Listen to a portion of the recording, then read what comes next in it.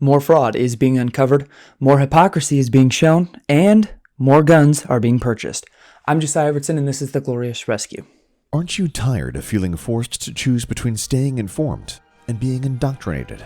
Listen to the condensed news cycle without the lies, agendas, and confusion from the mainstream media, all while engaging in deeper discussions about the principles that have influenced our great nation. This is what rescuing America looks like. This is The Glorious Rescue. Welcome back to The Glorious Rescue, and I just want to, as always, give my gratitude to all of you as listeners and supporters and whatnot. Thank you for your continued listenership, your continued engagement, and involvement, I guess I should say, in the show. Always giving me comments, suggestions, or just gratitude for the show, and I am 100% grateful for it. Sometimes I feel like I'm getting into this endless cycle of talking about voter fraud and some of the updates on the election, talking about hypocrisy from the left or media bias and the agendas that they have. And sometimes I feel like I just get in that endless cycle, but I think what we ought to go back to are those deeper discussions that make it feel a little bit more unique, kind of gives this show a little bit of a different side, and hopefully in our last episode, a little bit more humor. As we went through the show, I hope it was enjoyable to you. I was actually notified by many individuals on many occasions that it was so I hope it was for you. I hope we're bringing you new content, something that is a little bit different from other shows, but also different per episode, and episode by episode we get a little bit different. Like I've mentioned for the past few episodes, many of our last episodes have been substantially different, whether it be highlight reels, whether it be Q&A sessions, or the episode, our most recent episode, co-hosted by my brother Jeremiah. So definitely check that out if you haven't. Many of you are listening now back to the audio platform. Some people did the YouTube channel for a while, some went back to the audio platforms, and some are coming back to the YouTube channel. Wherever you prefer to listen, that is okay with me. We are putting it on all platforms, and they do, just for your information, tend to upload. I tend to stick to about 5 or 6 a.m. every Tuesday and Friday for all of you. So with that, like I mentioned, that endless cycle, we're getting into more election fraud. And what I'm going to basically do is just briefly mention a quick item before moving on, because I think we all get a little bit belabored with it. It can be frustrating to us. It can be a little bit discouraging, I think so, but I do give that hope that I do genuinely believe we are past the point of it being swept under the rug. And so with that, I would say one of the most recent developments is in Georgia. And in Georgia, over the past day or two, we're finding more situations of them telling voters to go home, sending voters home, and then once they leave, or not just voters, sending voters home, but then once poll watchers go home, that they're going to stop counting, they pull suitcases of ballots out. There's video surveillance that take many minutes to explain and whatnot, so we won't necessarily do so on the show because we don't have that kind of time. I'm not able to really just show that to you in a condensed video. So with that, you can do so on your own time, but there are actual video surveillance and evidence of, at the point of them of poll workers telling poll watchers, telling voters even to go home before they've voted, to go home. And then once they do so, and the coast is clear per se, they then proceed to pull out suitcases of ballots and start running those through the wonderful Dominion system, which I don't think I mentioned this in the last episode, but I believe 97% of their contributions, their political contributions, I'm pulling it up right here. Yes, 97% of their political contributions, as far as a company per se, went to Democrats in general. I don't know. I can't necessarily, the data doesn't confirm whether that's employees, whether that's the company as a whole. That seemed kind of counterintuitive, or counterproductive, I should say. Nevertheless, 97% was the data I pulled, went to Democrats, registered Democrats. So the system as a whole seems kind of skewed and biased. We've talked about that. We talked about that on the last episode. Nevertheless, there's hypocrisy, there is extreme lying, deceit that is being promulgated by these poll workers in Georgia specifically, but all across the country. We're seeing lawsuits in Michigan, Wisconsin, Pennsylvania, but this one specifically, the situation where they told individuals, we have a gas break, we're not going to be counting, we're not going to be going through any of that. Turns out there wasn't a gas break, and then they tried to say, yeah, well, this happened, we weren't counting, and then they said, yes, well, we were counting, and they kept changing their stories once they kept being found out, is the idea. And now the story that we're being told is that there was no counting, but there actually was. There's video surveillance now that there was counting, and now they're saying that they were counting. It's going all over the place, going back and forth as their story is being found out. the takeaway here is obviously there's some fishy stuff going out. And again, I give you that reassurance that I think there's too much to be swept under the rug, that what will be found out or what has happened will be found out. And if it has happened, it will be found out. I do genuinely believe this at that point. I do genuinely believe that at this point, I should say. And so from today's episode, really all I wanted to give you is that takeaway, that update in Georgia. There's obviously election updates all over the place, but specifically in Georgia, more updates of fraud, more updates, I want to say fraud, video surveillance of people of ballot workers sending individuals home and then proceeding to count ballots out of suitcases, or cases, I should say, not suitcases, but rolly cases. They want to say they weren't suitcases at one point. You get the idea. Some weird stuff going on, some fishy stuff going on that I wanted to inform you of as we move into the next segment, which is more hypocrisy. And as I do so, we're going to first talk about the Austin mayor. Now, we talked about Gavin Newsom, the governor of California, going on a very high-end, a dinner party with lots of individuals not wearing a mask and whatnot. By the way, he also encouraged us, California residents, to put on our mask between bites if we're going out to eat. Well, Gavin Newsom didn't do that either in his video, but this Austin mayor, this is a whole new level because Gavin Newsom gave the mandate and then did the action. This Austin mayor here was doing the action while he gave the mandate. What am I referring to? Josiah, what do you mean? What do you mean, Josiah? What I mean is there was an Austin mayor, there is the Austin mayor, Steve Adler, who's recommending his residents to stay home, to just basically all the other mandates. He was giving this nice, warm, hopeful message that we can all stay safe if we all do our part. We can all stay home. While he was in Mexico.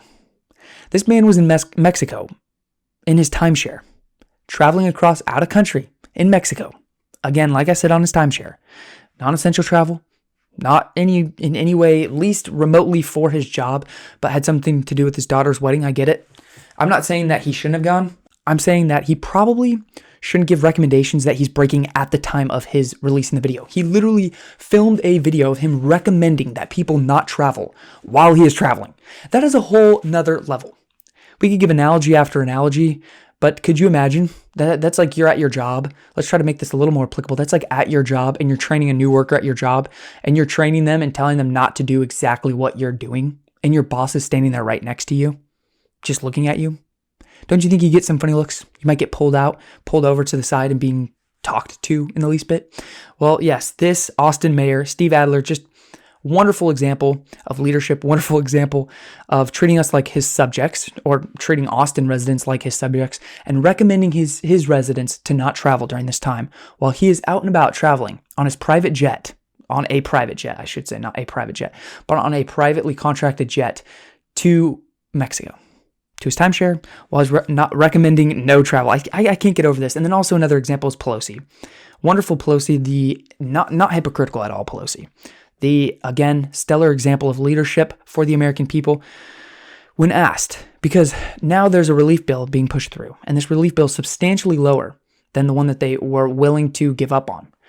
It is very similar to one that was previously offered, and they were against it. Pelosi was against it. Democrats were against it. And now this bill all of a sudden that they were against because it was too small for them is now being supported by Pelosi, now being supported by Democrats. And when asked why, she said this: perhaps you missed what I said earlier.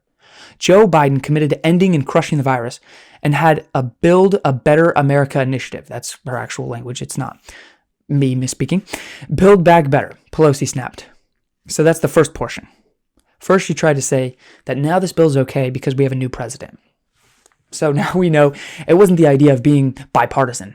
Pelosi doesn't actually care about her residents. She doesn't actually care about getting relief to the American people like she tries to give. She tries to immoralize and demonize the other side as not caring about the American workers, about the American people. She tries to portray that, and then her true colors shine when this happens. When it's found out that she will now support a bill that she didn't support before, that she actually demonized other people for supporting, because we possibly will have a different president. That's where Pelosi's at. That's where a lot of the Democrats are at. And then here's where she goes a step further. She says the vaccine, answer to our prayers. An answer to our prayers of 95% effectiveness in terms of, and goes on, and more coming forward. This is a total game changer. A new president and a vaccine. not giving credit to Trump, not giving credit to him for pushing a vaccine through expedited, which I'm not necessarily going to put my stamp of approval on initially, but being able to push through a vaccine in less than a year when most of the time it takes years on end to push this through. She tries really kind of insubordinately or subconsciously imply giving credit to Joe Biden from that vaccine. Like under the table kind of imply that Joe Biden is the one giving the credit for it, because she definitely isn't giving credit to Trump or the Trump administration or a Senate majority from the Republicans. She's not giving any credit to anyone like that. Instead, she's going to say that because we have a new president possibly, that now she's going to support a bill that she didn't before. Again, stellar example of leadership, hypocritical as always, and again, not giving credit to whom credit is due, but giving credit to those whom are not due.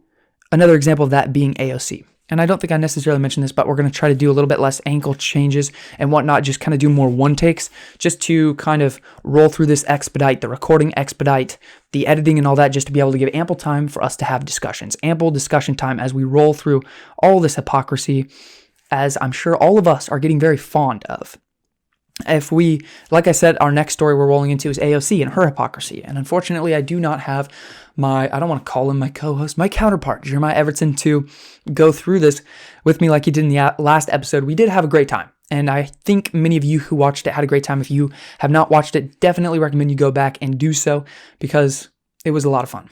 And I want to say it was probably the most commented on, not as far as actually on the platforms, but to me personally commented on that it was one of the most enjoyable and engaging episodes, and so I recommend you do so. But with that, we did a little bit of teasing with AOC, because really, honestly, there's not much difference between AOC and a puppy, but there is one difference, and that is a puppy stops whining after it grows up. And unfortunately, we have a whiny AOC who is continuing to push her whines and demonize the other side because we disagree on policy.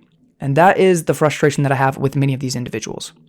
Demonizing the other side just because they disagree with us on policy. This is very, very inherent of leftists and among leftists, is demonizing the other side. It's not that we can have an engaging discussion on policy. We all care about the American people. We all care about the death toll of COVID. We all care about gun safety, and we all care about lowering gun violence.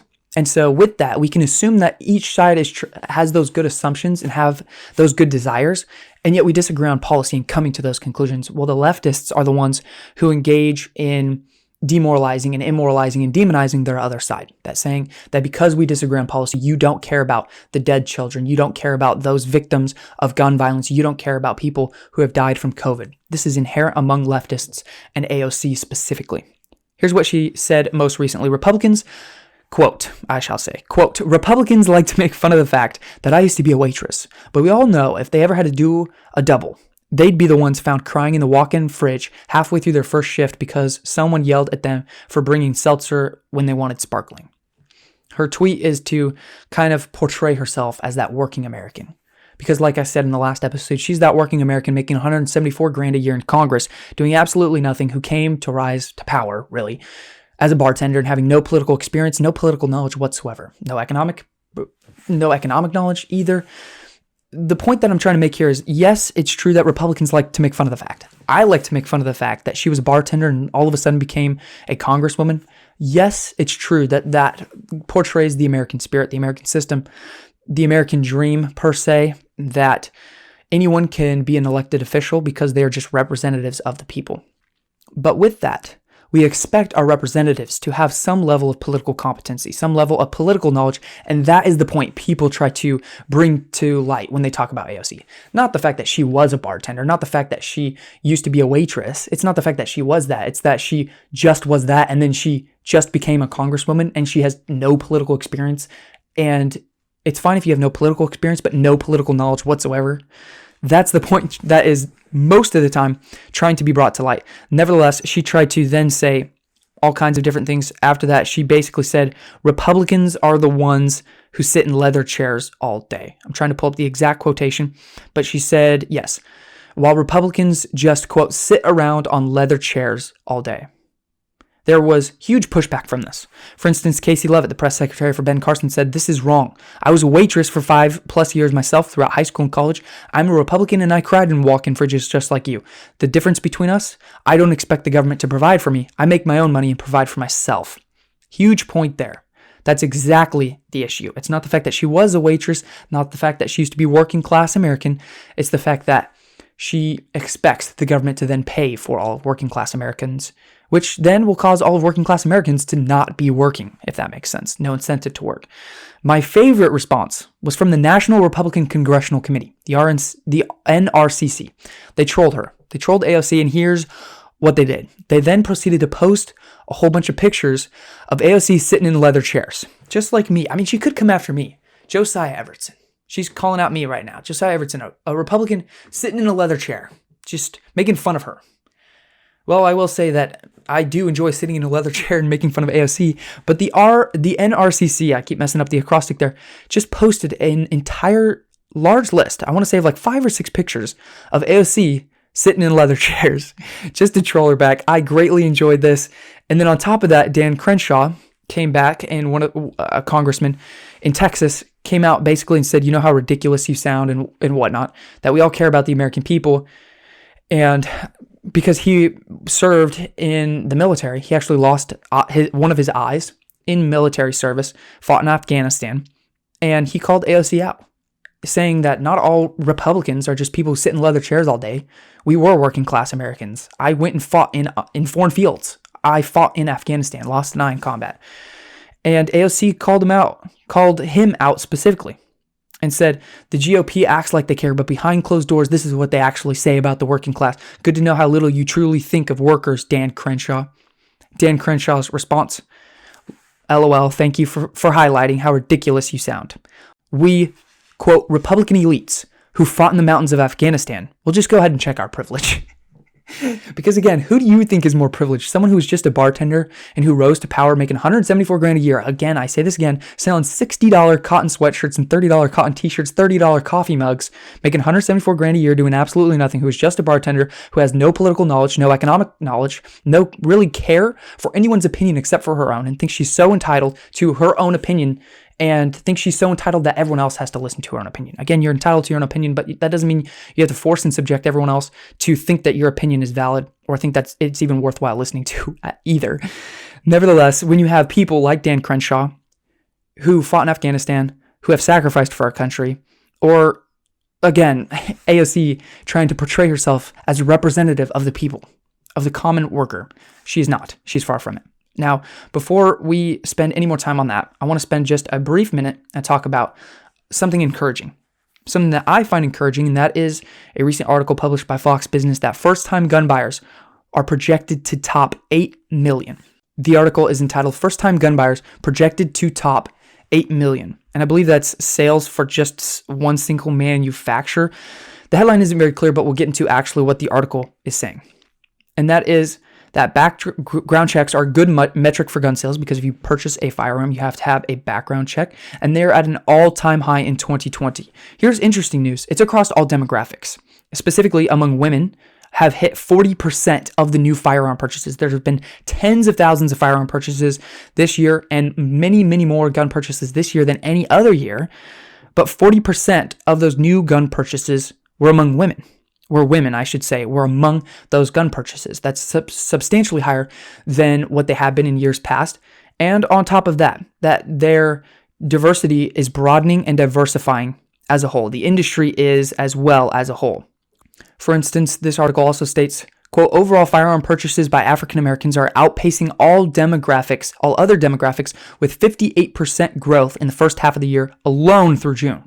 So that means in all of 2019, all those gun purchases by African Americans, now from January to June, gun purchases by African Americans were already up 48% for the year, or 58% for the year among African Americans. So substantially higher by African Americans, women as well. So the point that I'm trying to make is it's large scale, it's nationwide. And on top of that, as a whole, in 2019, there were 75,000 background checks submitted.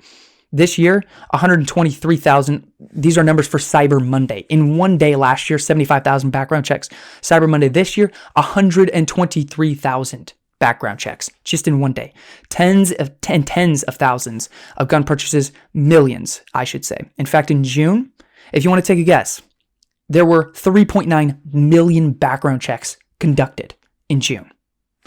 Again, this is a very good metric for actual gun purchases because gun purchases are, again, necessary if you're going... Background checks are necessary for gun purchases, is what I should say, to make it more clear. So good indicators that the American people are waking up. Good Americans that the average American across all demographics are starting to realize what's going on. Not that there's this huge rise of revolution, but that everyone wants to be well-informed. Everyone wants to be well-rounded. Everyone wants to be safe Americans and patriots. I think a lot of that is probably home defense because you think June, a lot of that time was protests, riots, lootings. And so with that, I think as a whole, large groups of the American population, were purchasing more firearms for their own safety. This is a good sign.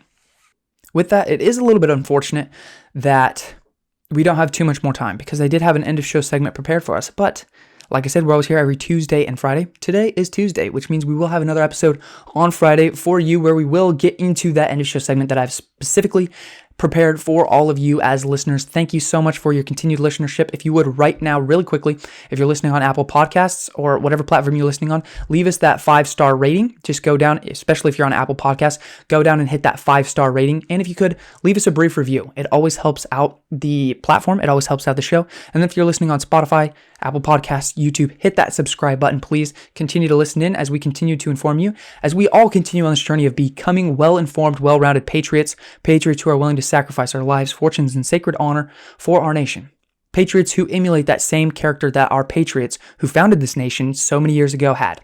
Again, patriots who are committed to that glorious rescue of our nation. Well, thank you so much for listening. I'm Josiah Everton, and this is The Glorious Rescue.